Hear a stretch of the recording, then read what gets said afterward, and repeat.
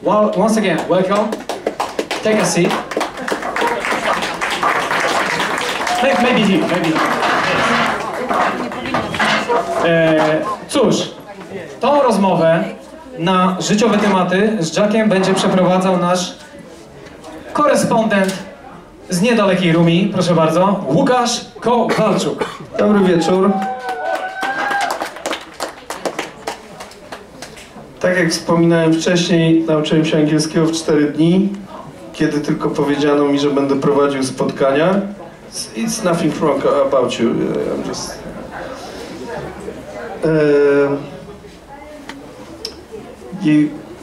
Film przedstawił naszego gościa, więc myślę, że można przejść do rzeczy od razu. Większość z Państwa widziało pracę kolegi, pewnie większość też kupiło. Więc zaczniemy. Okay, let's start. What was your first thought when you received invitation from Poland to participate in comic book event, convention, festival, whatever? Tested. I was really excited because at the end, it was just at the end of last year, and I think everyone goes through it. Every other year you think, I want to give up, because it's sort of, things sort of come downfall. And go. Yeah. Sometimes you think, oh, where am I going with all these, all of the things that I'm trying to do? And then when I heard, I had a real boost, and I drew about 10 pages in a week when after invitation. Yeah, so I did a new zine to for the festival then, because I was really pumped again. So like you never really want to give up, but you go through a bit where you think, oh, I'm just going to pack it in, and so then it was like energy boost or something. Przepraszam, czy mamy jakiś napój dla gościa, bo mi jest tak głupio siedzieć i popijać. Nie wiem, cydr. Do you want some cider, or you have enough of? Yeah, no, I'm okay. Okay. I'm a pretty pensive person, so right. I'm always on edge. Jack, we've got whiskey. Oh no, I'm okay. Yeah, no, no, don't worry. I'm sort of relaxed. I just always look like I'm going a bit mad. So. Don't worry about them. Don't worry about anything. Like, don't worry about comics. That's all. So let's start with inspirations. You did your version of Turtles. You did your version of Simpsons. A lot of wrestling tributes. These are quite obvious inspirations for me and for people who saw your work. I am wondering about your British inspirations. Like UK is, for me, it's not only 2000 AD, Games Workshop or Doctor Who. There was a lot of other magazines, TV shows, a lot of computer and video games. Can you tell something about inspirations from your country, if you have any? Yeah, there's a spin-off from 2000 AD. It was Fleetway that published them, and they published a British version of Sonic the Hedgehog. Okay. And it was very different from the American version. The Archie one, I guess. Yeah. So the British one had Mick McMahon, I can't pronounce his name, but Mick McMahon, who did Slane and stuff for 2000 AD. Yeah, and I don't think they knew the source material very well, so they were just making up stories about Sonic the Hedgehog, and they were a bit mental and a bit all over the place. So that was inspiring, and I really like the Bash Street Kids from the Beano, and just all the Beano stories where they're quite British cartooning in kids' books. It's quite simplistic, and everyone's got big round noses, and when they run, their arms and legs all at angles, running really stiltedly. Yeah, and I think that's come from a lot of my work as well. So you mentioned Bino. Do you still check newsstands for some comics? Well, it's a bit of a sad state now because all of the comics are wrapped in plastic and they've got toys in With them. toy. Yeah. So you can't really pick anything up to read it. So I don't really look at anything. But do you buy something? Not only reading newsstands or like chips. I buy. For a while, I was buying a lot of mainstream stuff, or sort of indie stuff, and I was. Headlopper was good, but I mean that was only quarterly, so it came out quite rarely. But we were just buying whatever came into the comic shop where we lived, and it's still quite new in the UK for people to buy American comics and independent stuff, because I think it came in off the back of the American films. We never really had it before that. The only stuff I had read was the Eternals when I was a teenager, and a lot of American comics were like republished in UK. Yeah, there was like sometimes we'd get stuff imported and it was all the old stuff, and then they'd recollect it, and there was a British format, and yeah, it was weird. There were lots of different types of comics. There's never really one thing, it changes around so much. You're just always reading loads of different types. What are the main topics of Jack Teagle comics? Can you name some? I guess violence. I like drawing just people. You like drawing violence, but Yeah. it's not like you like violence. Yeah, no. You don't seem so. Yeah, no, it's sort of sarcastic. It's like play fighting. It's like I like childish, sarcastic humour, really, where people are messing about and just telling stupid jokes. Yeah. But I noticed one topic, like hell, something like hell is around corner, like you have another dimension somewhere. You did at least 2 comics about it. Yeah, I was trying to find a job,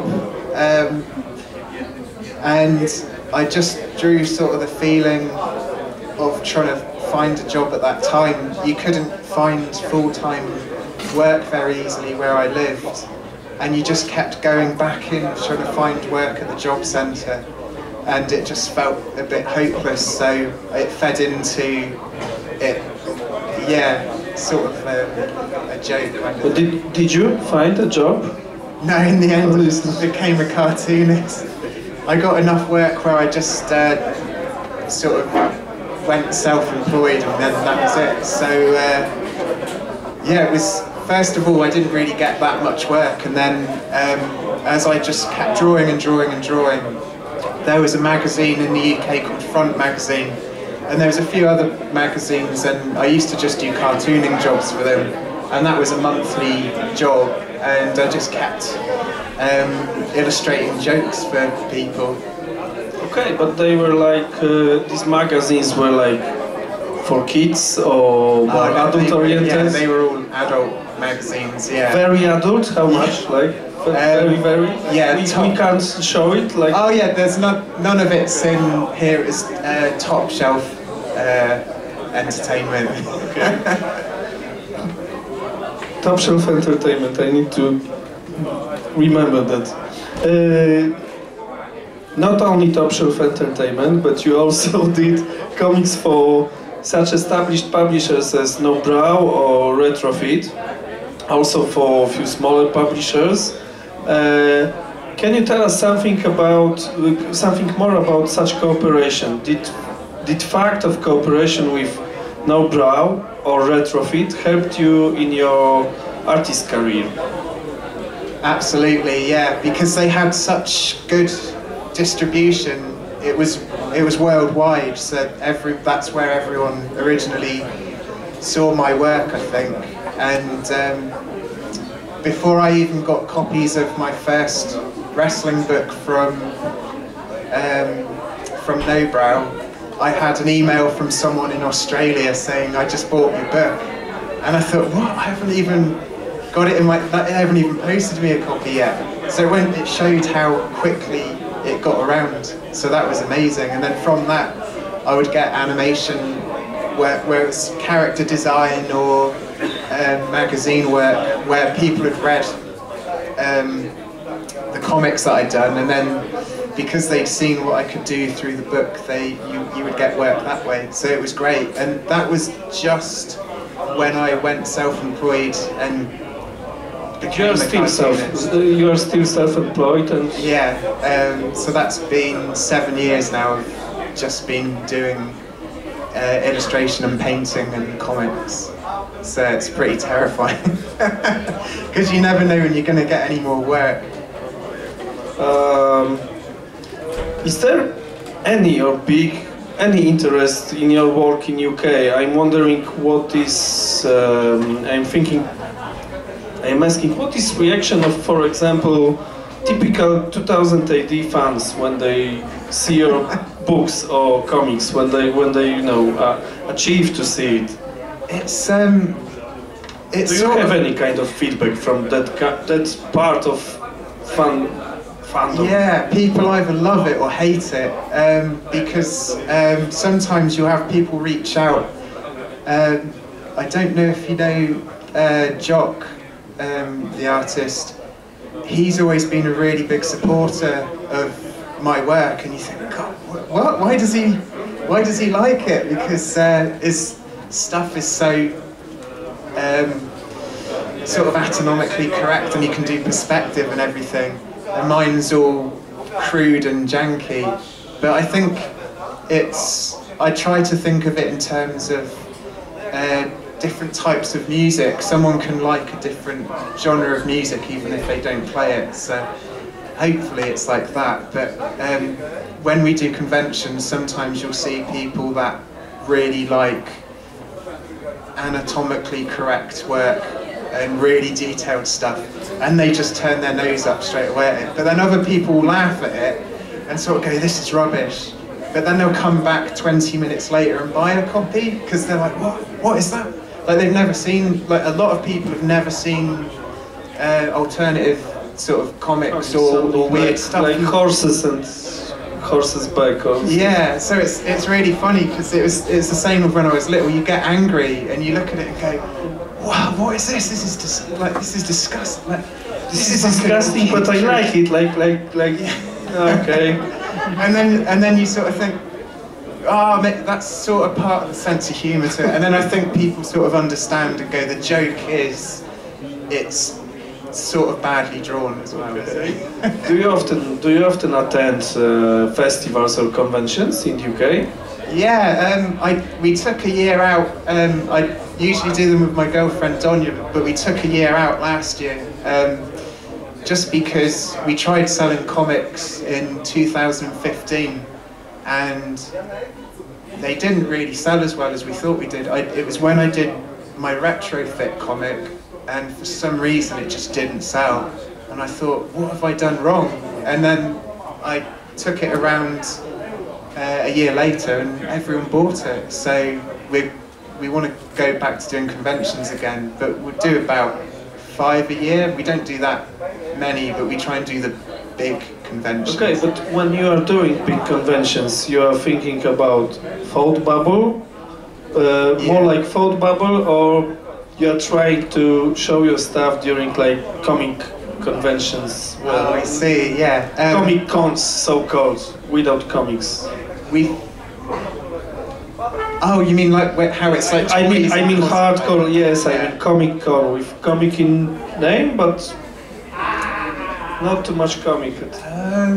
I've never really done one of those. I don't think I did one that was quite hardcore, but it was still about. It's always been about the art. I'm asking because this shit is still new for us. Yeah, we are waiting for 2 this year, and it will be probably really. It's always got to be about the writing and the artwork, I think. But they will have someone from Star Wars. Really? Like, yeah, decoration. Oh, in the UK we've always got Greedo always. Yeah, Greedo. Greedo will be in Poland. Oh really? It's him, isn't it? Yeah. I don't know if it's really him because the character was also played by a lady in the scene when they are sitting at the table. So who knows? Anyway, Greedo. Are you actively looking for publishers, sending submissions and stuff, or are you a type of waiting artist? Yeah, no, I did used to wait because I never really had any help to know what I was doing. And then recently I realised you've just got to go and look for people and put it on their desks. So at the minute I'm putting together a few books just of paintings and short stories, and I want to send them to people for pictures. So I'm not doing full comics, but I'm doing a few pages and then sending it to children's book publishers or to comic independent places and just seeing what happens. Anything happens? I haven't had anything yet, but then I've only just started doing it. It takes time. Yeah, because I was doing a lot of illustration work just exclusively for a while. And it's funny saying it, but I've been doing comics for a long time, but I never really felt confident putting them out there. It's weird, I make stuff, but then But you are not good at marketing. Yeah, I always sort of undersell myself. A few weeks ago, you wrote that you changed your approach, attitude as a creator.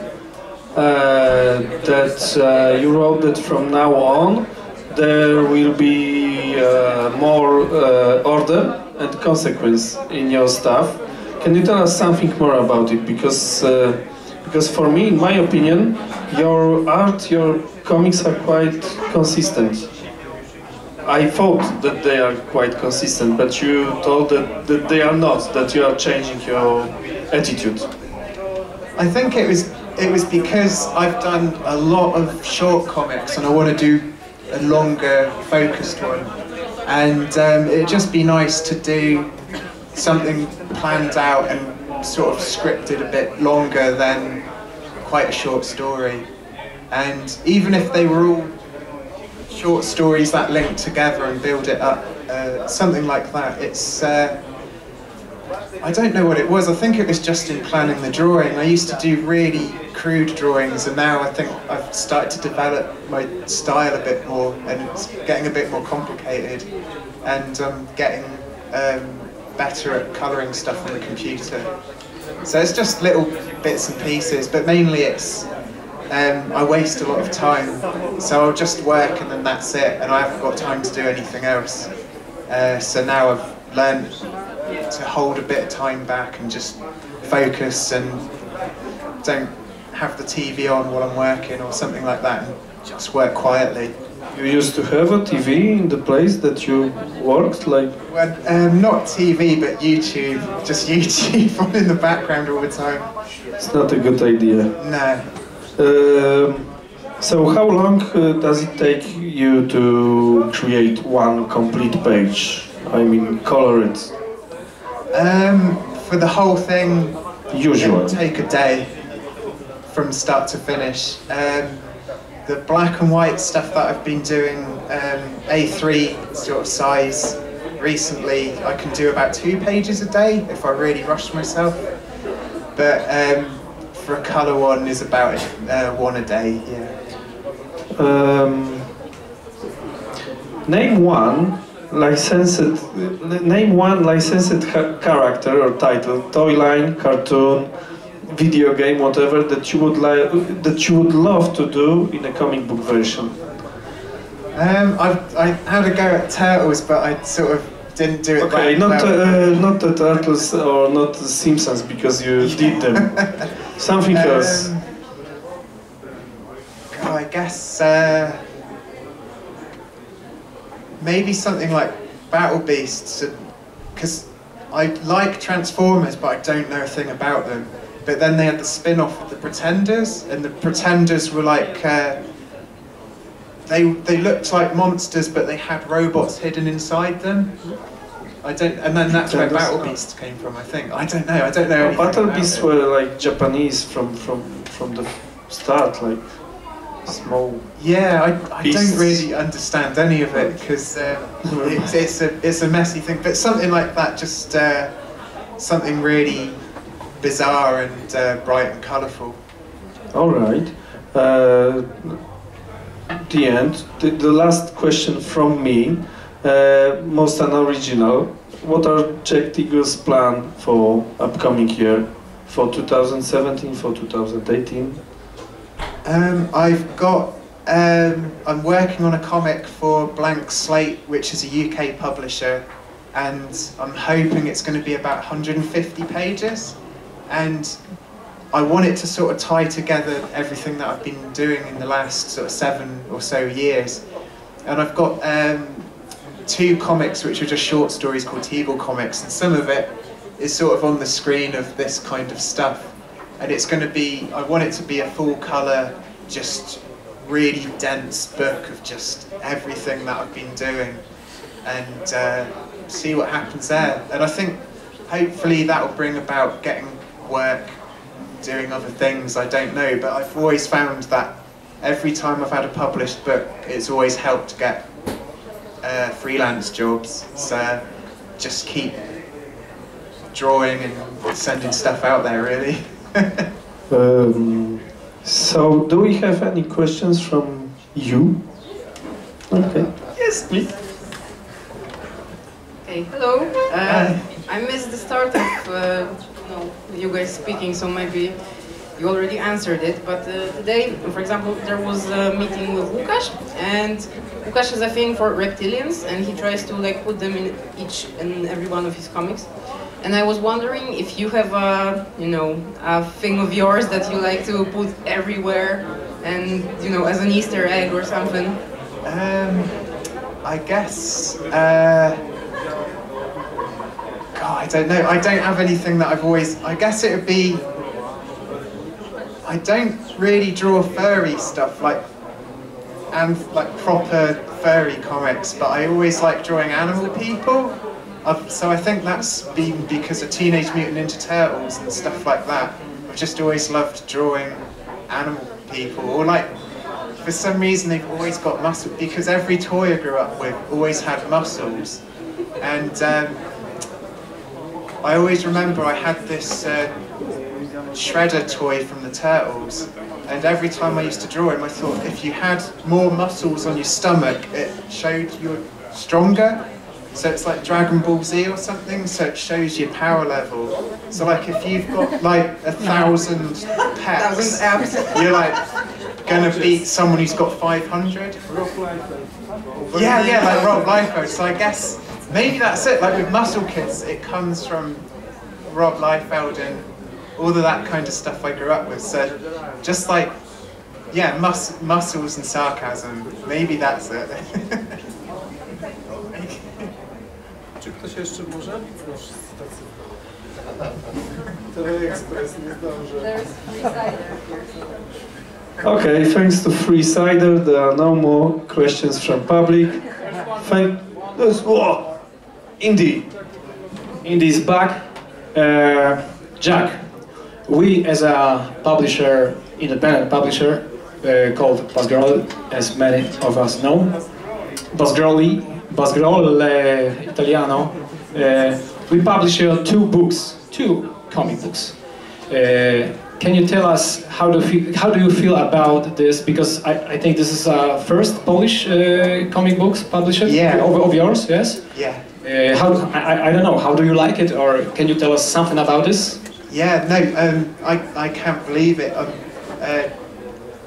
I'm absolutely stoked. You did such a good job with them, because I used to hand letter a lot of my comics, and when I did Muscle Kids, I hand wrote it all really quickly, and just to see it polished and with everything done with typeface and just all the presentations done really well. It's so nice, because the original Muscle Kids was a black and white cover, and this one's full bleed, and it's got a colour cover and everything, and it just looks so professional. And I've never had a big translation of any of my work. I've only ever had short stories and zines translated, so it was a real honour to be able to have my first comic translated. So yeah, I was really excited,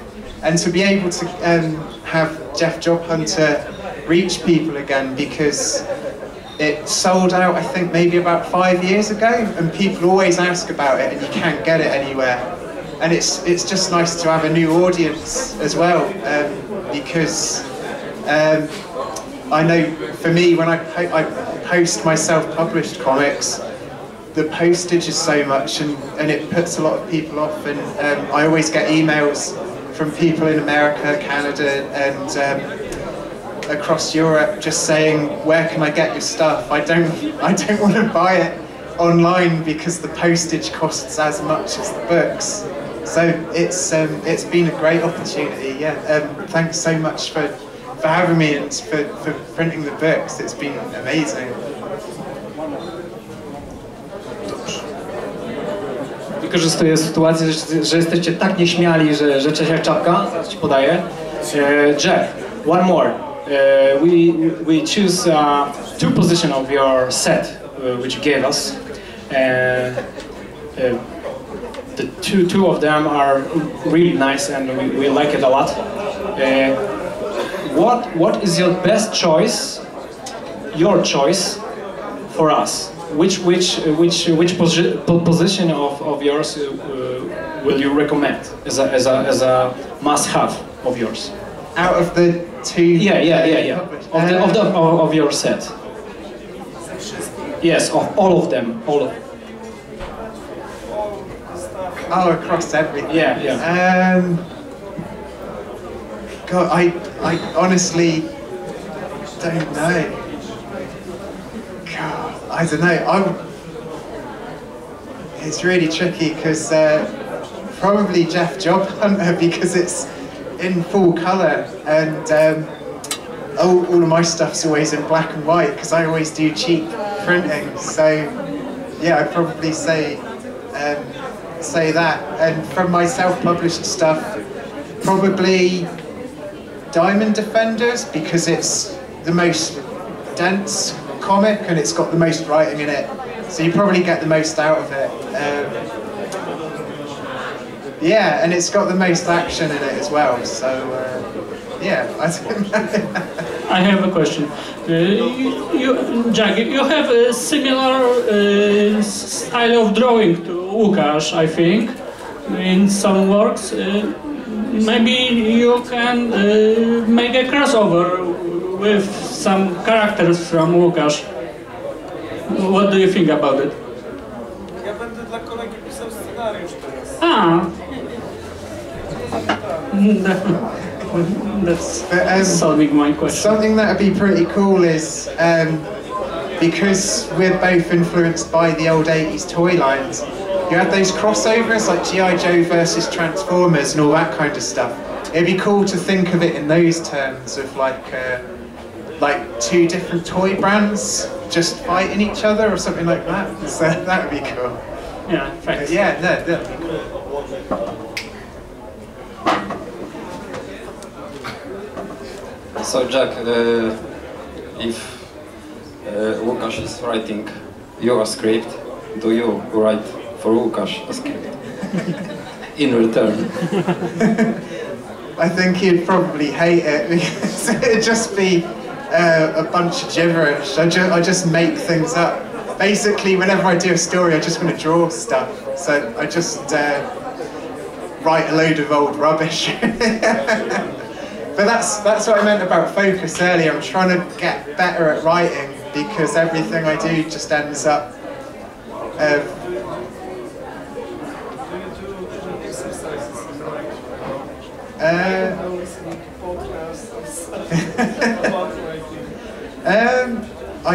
I've never listened to.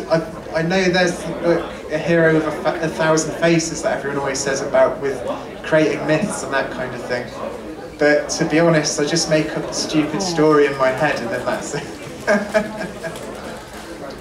But yeah, no, I'm terrible with things. You were doing lots of stories with The Simpsons, and I remember, did you have one zine with the stories about Bart and The Simpsons, or do you planning to put them in one book or something like this? Yeah, I did. I did a book about 3 years ago, collecting some of the stories together. But then there were some that I've done recently, which was sort of Treehouse of Horror ones. But I don't think I'm ever going to do. It was just when I was starting out that people sort of started to get funny about copyright and stuff, because they said, "Can you get away with doing this?" And the printer that I was doing them with didn't really. They would always say to me, "Can you print these things? Is this okay, you doing this?" Because they were always a joke. Because the whole point of the comics was supposed to be they would do things that the Simpsons would never do. So one of the stories was Bart is sad and finds a magic apple, eats it, and turns into a cat. And then he can skateboard over Springfield Gorge, and Homer gets angry at him, eats another apple, and turns into a dog. But when you were saying about writing, I basically asked a child at school what story he would like me to draw about The Simpsons, and that's what he gave me. So some of my stories I've written are basically just written by children. So I don't know why, but it takes the edge off of trying to think of something seriously if you do it as a joke. But I don't think I'm ever going to publish them again. But I'm thinking of colouring some that were black and white and just putting them on the internet for a joke, because that way I won't ever get in trouble with Matt Groening or... Did you thought about collaborating with Bart Kira? Do you know Bart Kira? Yeah, I did 5 pages for ages ago, but I didn't really understand the project because everyone else drew The Simpsons, and I drew it a lot more like how Otomo would have drawn it. So I tried really hard to try and make it look as close to the manga as possible. So in the end it looked exactly like it, but they just had Simpsons heads and it was all in black and white. So everything else was really cool and colourful, and mine was really just serious.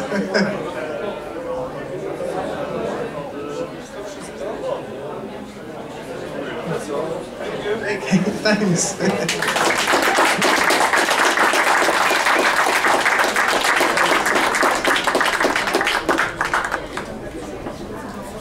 Filemon, Philo.